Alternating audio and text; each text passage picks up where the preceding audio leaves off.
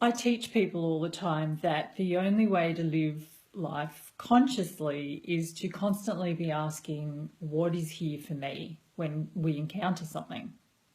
Whether it's in a conversation with somebody, an experience, a loss, illness, whatever the situation is, what is here for me? What is here for me to learn? What is the gift here for me? So at the moment, there's a lot going on, and there's a lot of talk about what's mine, what's collective, what's someone else's. So how do you know in an interaction with somebody what's yours and what's theirs? So I've been telling clients this for a couple of weeks, that put everything that comes your way through a couple of filters.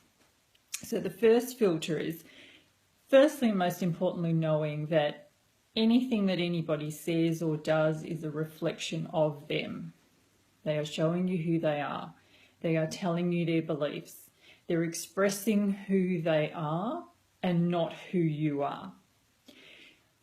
But your reaction, how you feel about what they've said or what they've done, whether it lingers with you, whether you take it and it's still running in your head days, weeks, years after, that's what's yours to own. So then you want to ask, what is here for me? How much of this is mine?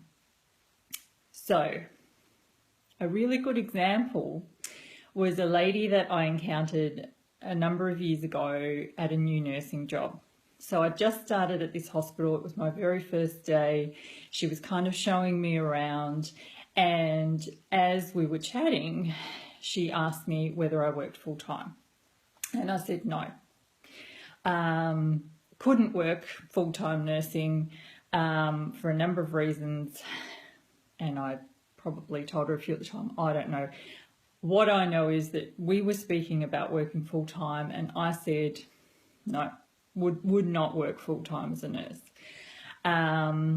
We were then looking through some books, and she saw my ring. And she said, is that your engagement ring? Is that an engagement ring or a wedding ring? And I said, it's both. And she at the time said, it'd want to be. Interesting response from somebody. Then as she was showing me around and introducing me to other people, she said, this is Sabine.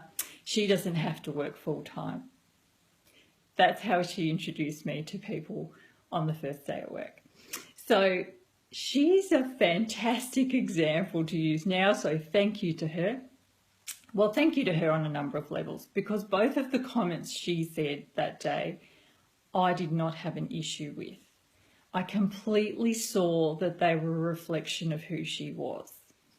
And that's how I know it's not my stuff, because I could see that she just had an issue with the fact that she obviously worked full-time, didn't want to work full-time, was resentful of that fact, and was envious, jealous, annoyed, resentful, whatever, I don't know, at whoever she felt didn't have to do that.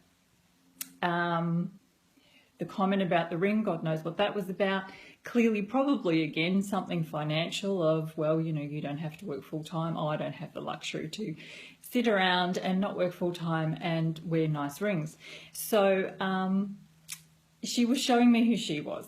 It didn't worry me. If it did, if I had walked away thinking, oh my God, how dare she comment on my ring? And, you know, well, or if I had started kind of in this, you know, dialogue that went on and on about why I don't work full time, and that it's not that I don't have to, and it's not that I don't need the money, it's just that blah, blah, blah, and physically and back issues and God knows what, that would have shown me that it's my stuff. So somebody telling you something is a reflection of them. She was reflecting to me her belief systems.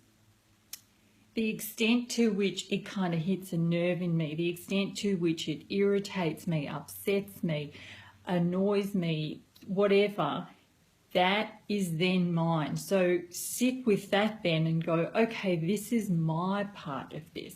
You know, it could be something worldwide, it could be something collective, it could be kind of this worldwide frenzy and anger that's being revved up, as you recognize your own anger, that's what's here for you. Tend to that, work on that. Don't worry about the other people's stuff.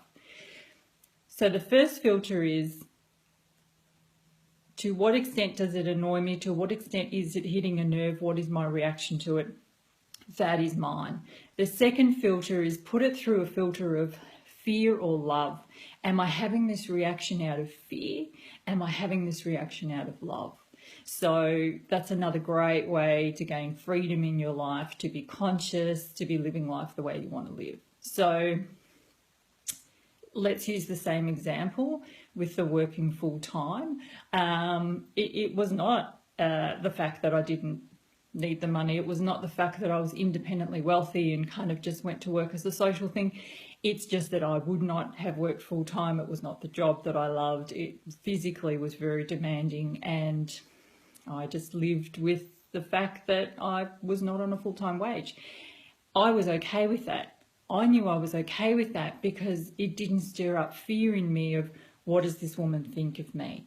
You know, is it okay for me to not work full time? Is it okay for me to say that that's a choice that I've made? If the fear in me had been triggered of, what do these people think of me? She's just said to these people, this is Sabina, she doesn't have to work full time. Is my reaction coming from fear? Is it coming from love? Even towards her. If I would, now I'm still carrying that story. She comes to mind occasionally. I use her in sessions. God bless her. She's been great material, but she doesn't spark something. She doesn't spark fear. She doesn't spark an annoyance. In fact, she sparks compassion. You know, to me, I think there's a lady that's most likely quite unhappy and is kind of quite misguided in how to get the things she actually wants to get. So from that perspective, I'm coming from a place of love. So to recap, when you encounter something, say you've just had an argument with somebody, or somebody's just said something to you where you think, that's really crazy, that's really not right. Put it through the first filter. Remind yourself they're sharing with you who they are. They're sharing with you their beliefs. And then kind of tune in. What's my reaction here? Has it annoyed me? Has it upset me? What has it sparked in me? That's yours. You know, a client recently said to me, somebody said something to her, she wanted to punch them in the head.